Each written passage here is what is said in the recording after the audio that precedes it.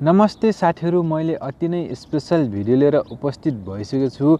आज म तपाईलाई आफ्नो मोबाइलमा भएको मेसेजबाट आफ्नो साथी या फ्रेन्डलाई मेसेज पठाउँदा त्यो मेसेज जाँदैन, त्यसको समस्या कसरी हल गर्ने यस विषयमा रहेर म तपाईहरुलाई जानकारी दिनेछु। यदि तपाईहरुले आफ्नो मोबाइलबाट आफ्नो साथी या फ्रेन्डलाई यानि कि मेट्रास 2 मा मेसेज पठाउँदा त्यो मेसेज जाँदैन, तपाईले जति कोसिस गर्दा पनि जति प्रयास गर्दा पनि त्यो मेसेज पठाउन सफल हुनु भएको छैन भने यो भिडियो हेरिसकेपछि तपाईहरुले आफ्नो मोबाइल मार्फत सजिलैसँग मेसेज पठाउन सक्नुहुनेछ। म आफ्नो मोबाइलको मेसेजमा गएर देखाउन गइरहेको छु।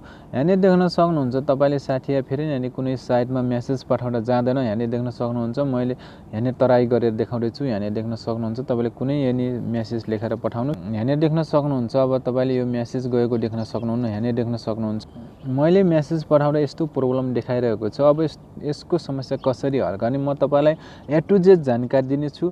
विषयवस्तु सुरु गर्नुभन्दा पहिले तपाईहरु मेरो च्यानलमा पहिलोचोटि र मेरो च्यानललाई सब्स्क्राइब गर्नु भएको छैन भने एक लाइक एक सब्स्क्राइब गरिदिनु होला, किनकि आउँदो दिनहरुमा यस्तै खालका भिडियोहरु मैले बनाउँदा अपलोड गर्दा तपाईहरुले सजिलैसँग पाउन सक्नुहुनेछ। अब लगाऊ ढिला नगरी विषयवस्तुतिर। सबैभन्दा पहिले आफ्नो मोबाइलको होम स्क्रिनमा आउनुहोला। होम स्क्रिनमा आइसकेपछि तपाईको मोबाइलको होम स्क्रिनमा सेटिङ होला। जस्ट सिम्पली त्यसलाई एकचोटी टच गर्नुहोला।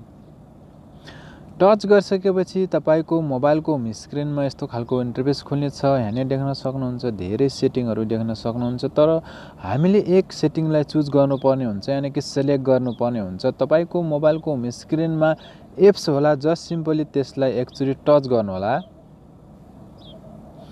टच गरिसकेपछि तपाईको मोबाइलको होम स्क्रिनमा यस्तो खालको इन्टरफेस खुल्नेछ। यहाँ देख्न सक्नुहुन्छ धेरै एप्सहरु देख्न सक्नुहुन्छ, तर हामीले एप्सलाई चुज गर्नुभन्दा पहिले यहाँ देख्न सक्नुहुन्छ राइट साइडमा 3 डट लाइन। जस्ट सिम्पली यहाँ एकचोटी टच गर्नुहोला। टच गरिसकेपछि तपाईको मोबाइलको होम स्क्रिनमा यस्तो खालको पेज खुल्नेछ। यहाँ देख्न सक्नुहुन्छ स्पेशल एक्सेसमा जस्ट सिम्पली एकचोटी टच गर्नुहोला। टच गरिसकेपछि तपाईको मोबाइलको होम स्क्रिनमा यस्तो खालको पेज खुल्नेछ। यहाँ देख्न सक्नुहुन्छ धेरै सेटिङहरु देख्न सक्नुहुन्छ। तपाईले एक सेटिङलाई चुज गर्नुपर्ने हुन्छ, यानी कि सिलेक्ट गर्नुपर्ने हुन्छ। थोरै स्क्रल डाउन आउनुहोला। स्क्रल डाउन आइसकेपछि यहाँ देख्न सक्नुहुन्छ युज प्रिमियम टेक्स्ट मेसेज सर्भिसमा एकचोटी टच गर्नुहोला। टच गरिसकेपछि यहाँ यस्तो खालको इन्टरफेस खुल्नेछ तपाईको मोबाइलको होम स्क्रिनमा। यहाँ देख्न सक्नुहुन्छ मेसेज। जस्ट सिम्पली यसमा एकचोटी टच गर्नुहोला। टच गरिसकेपछि यहाँ तपाईले 3 वटा सेटिङ देख्न सक्नुहुन्छ। फर्स्टमा देख्न सक्नुहुन्छ आस्क, त्यसपछि लिएर नेभर एलाउ, त्यसपछि लिएर अलवेज एलाउ भनेर यहाँ लेखेको छ। तपाईले 3 वटा सेटिङ देख्न सक्नुहुन्छ। यदि तपाईको मोबाइलको मेसेजमा आस्क छ भने ठिकै छ, नेभर एलाउ छ भने तपाईको मेसेज प्रब्लम भइरहेको छ। यस्तो अवस्थामा तपाईको जाँदैन। तपाईले यहाँ देख्न सक्नुहुन्छ सबभन्दा लास्टमा अलवेज एलाउमा एकचोटी टच गर्नुहोला, अनि त्यसपछि तपाईको मोबाइलको मेसेज ठीक भइहाल्छ। म तपाईहरुलाई आफ्नो मोबाइल मेसेजमा गएर देखाउँदै छु।